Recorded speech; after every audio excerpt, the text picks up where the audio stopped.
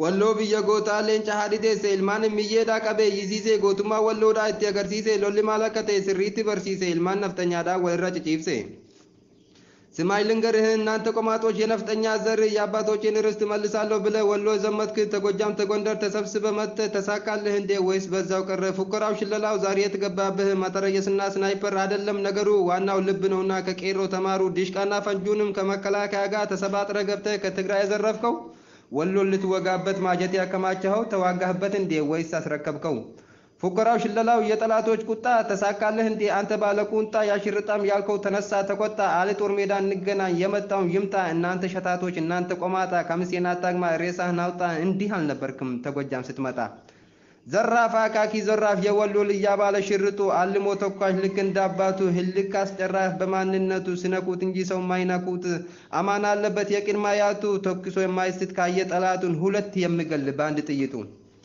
ኢትዮጵያ ብየ ጭቡ ብየ ወንገላ ፊ ቡልጉ ቀኤ ሰሬወኒ ሺዲ ገሮሞ ዱግዱ ከሌሰ ኪቹ ኬኛ ደረራቲ ሀምብስቴ ሀዮተ ቀሮ ሰባ ኩማተማ አልቅምስቴ ሀረስኑ ብራን ሀፍኔ ቀርፋ ወረ ጀሎታ ዲና ወሊን ኑኛቲ ኬኛስ ወሪ ሀሮታ isinis yakka gootanii sababa oromummaati abshir kun maamiti hunduu darbuuf jirti jabaadha jajjabaadha hamilee isin cabini dararaman malee hin dhuftu bilisummaani.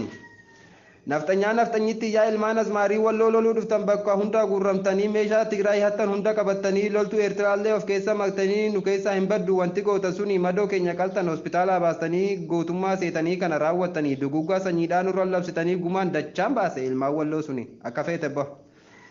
Leencaa fi qeerransi tuqaan jaalatanii isaan tuqan malee nama hin tuqanii nama isaan tuqe biyyee nyaachisanii jiraadhu yaa aabboo inni qeerroo dhalshee jiraadhu yaa harmee ishiin qeerroo deesse ilmaan naftanyaadhaa qabee yisiisee kamiseedhaa baasee daseet ishii galche.